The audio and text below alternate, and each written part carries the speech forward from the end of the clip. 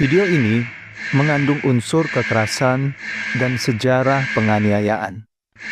Ditujukan untuk pemirsa dewasa. Harap bijak menontonnya. Bayangkan, kamu hidup di zaman di mana satu pernyataan iman bisa mematikanmu atau membuatmu kehilangan nyawa. Apa yang akan kamu lakukan? Bertahan dengan kemunafikan atau bertahan dengan kebenaran walau dibayar mahal?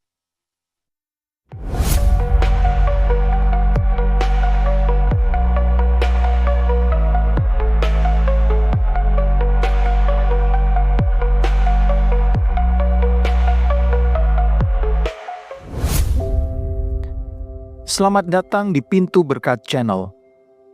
Hari ini kita akan menyelami kisah nyata para rasul yang rela mengalami kematian. Bukan karena mereka pengecut, tapi karena mereka telah menyaksikan Kristus yang telah bangkit dan yang benar-benar hidup. Silakan tulis di kolom komentar, apa hal paling berharga yang pernah Anda korbankan demi kebenaran? Setelah kebangkitan dan kenaikan Kristus, Injil menyebar cepat. Tapi tantangannya juga datang secara cepat. Kekristenan dipandang subversif oleh negara dan sinagoga. Orang percaya dikejar, disiksa, ditangkap, hingga dihukum mati. Ini bukan sekadar kisah puitis. Ini realita berdarah. Mengapa berita tentang satu orang yang mati dan yang telah bangkit kembali ini membuat mereka siap membayar harga paling mahal? Kita akan ungkap di bagian pertama. Seberapa besar kesetiaan menurut Anda? Silakan berikan komentar. A. Sampai mati. B. Sampai dipojokkan. C. Yang lainnya.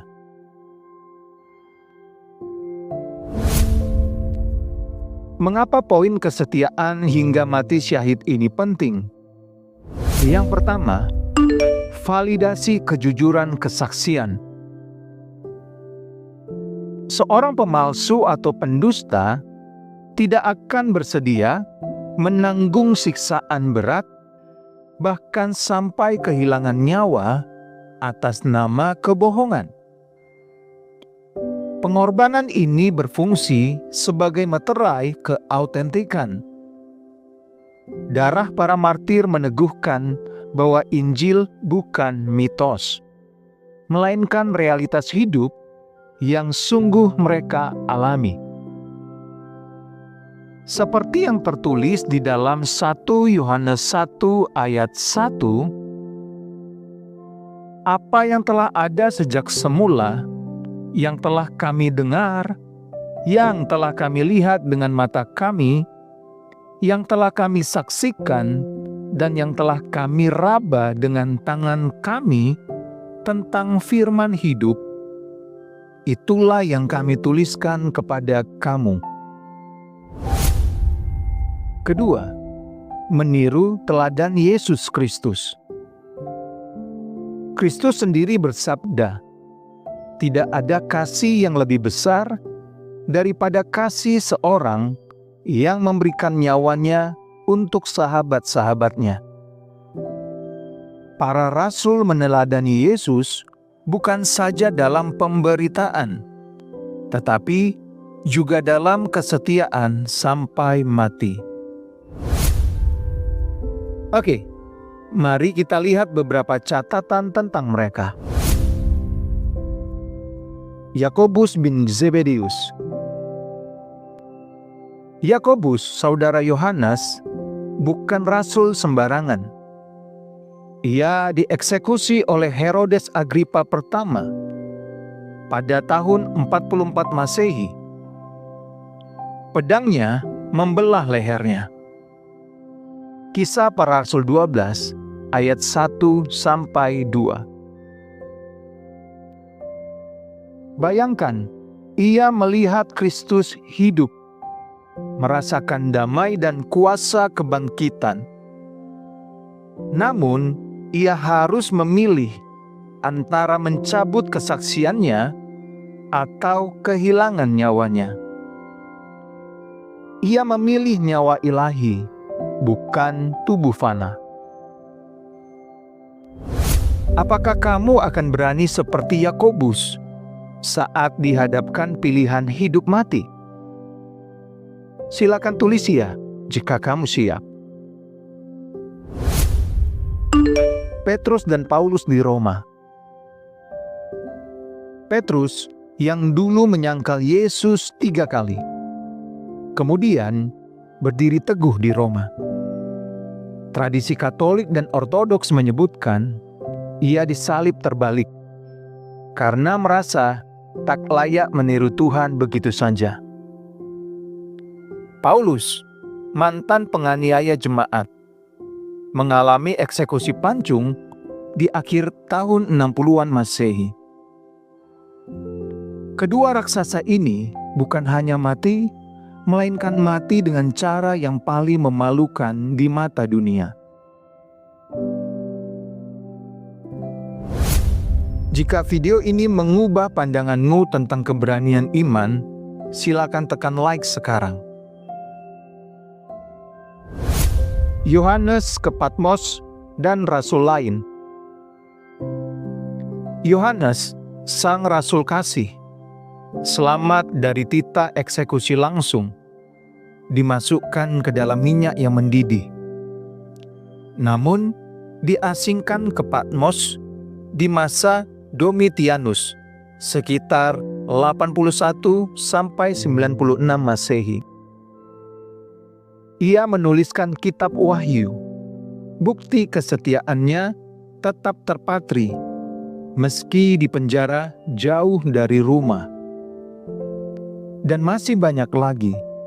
Andreas, Thomas, Filipus, kesemuanya rela bayar tunai dengan nyawa. Sekarang, bayangkan darah mereka bergema sampai hari ini. Rasakan hentakan kebenaran di hatimu. Mari kita lihat implikasinya bagi iman kita.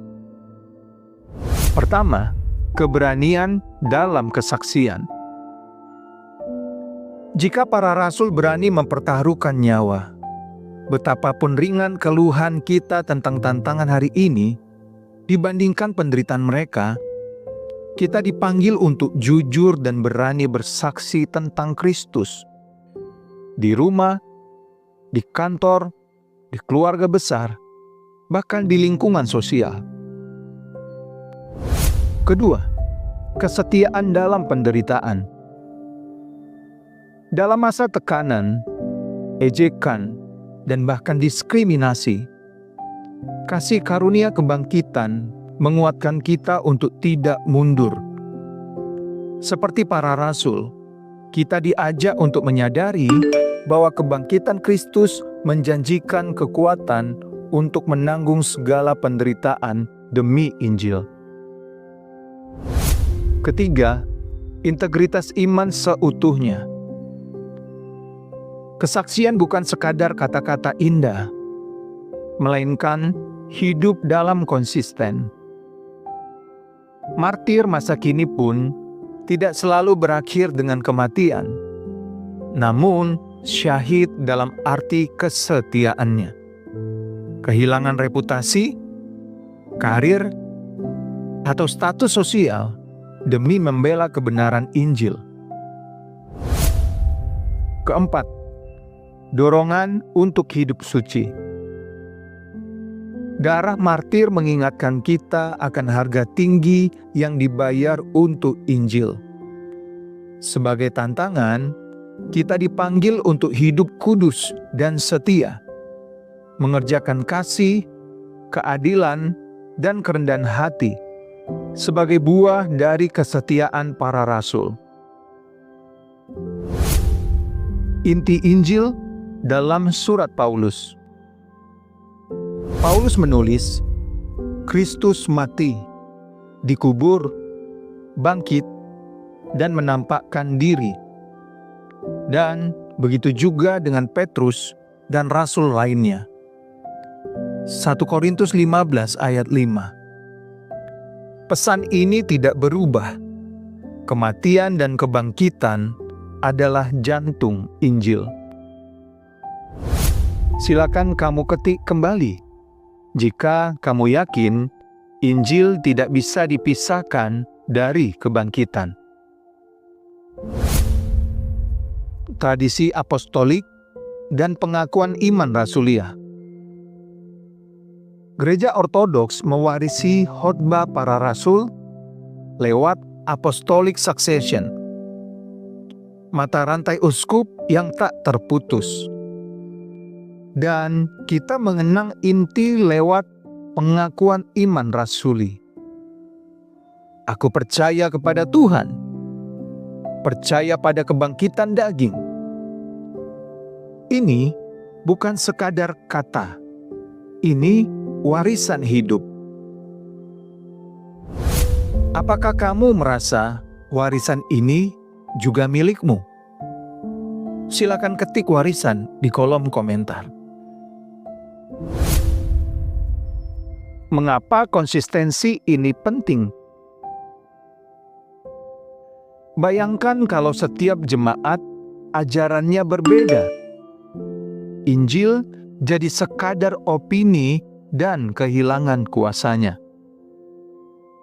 Pada zaman akhir ini, kita harus sungguh-sungguh mewaspadai tipu daya iblis lewat mimbar-mimbar gereja.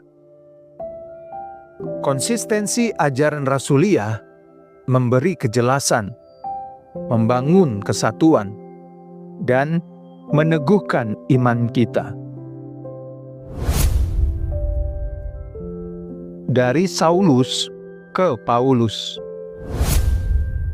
Saulus yang kejam, penganiaya jemaat, terhenti oleh cahaya Tuhan. Ia bangkit sebagai Paulus, membawa Injil ke seluruh Mediterania. Ini bukti nyata kuasa kebangkitan, memutar balik hati terdalam. Pernahkah kamu merasakan titik balik serupa? Ketik dahulu versus sekarang. Perubahan Petrus dan Yohanes. Petrus, yang dulu seorang penakut dan labil, kini berani berseru di dalam peristiwa Pentakosta. Yohanes yang pendiam menulis surat kasih itu nyata. Kebangkitan bukan sekadar ritual. Itu pengalaman yang mencetak karakter baru. Silakan tag teman-teman kamu yang kamu tahu sudah mengalami perubahan total karena iman. Penerapan untuk hidup kita. Kalau mereka bisa berubah total, apa kita kalah? Kebangkitan Kristus hadir untuk membentuk kita, meninggalkan hawa nafsu lama, hidup dalam kasih, pelayanan, dan kebenaran setiap hari. Darah dan hidup para rasul telah meneguhkan Injil sebagai kebenaran yang tak tergoyahkan. Kini pertanyaannya kembali kepada kamu. Apa yang rela kamu korbankan demi kebenaran ini? Sebelum kita menutup video ini, ingatlah bahwa darah para rasul tidak tercurah sia-sia. Setiap tetesnya adalah undangan bagi kita untuk hidup dengan keberanian, integritas, dan kasih yang tak tergoyahkan. Semoga kebenaran ini menggugah kita semua untuk menjadi saksi nyata mulai hari ini, membiarkan cahaya kebangkitan Kristus menuntun setiap langkah hidup kita. Bagikan di kolom komentar, bagian mana dari kisah ini yang paling menggerakkan hatimu. Jangan lupa untuk like, subscribe, dan share, serta tekan ikon lonceng notifikasinya agar kamu tidak ketinggalan video selanjutnya. Sampai jumpa di video berikutnya. Tuhan Yesus memberkati, dan damai sejahtera Allah bagi kamu dan keluarga.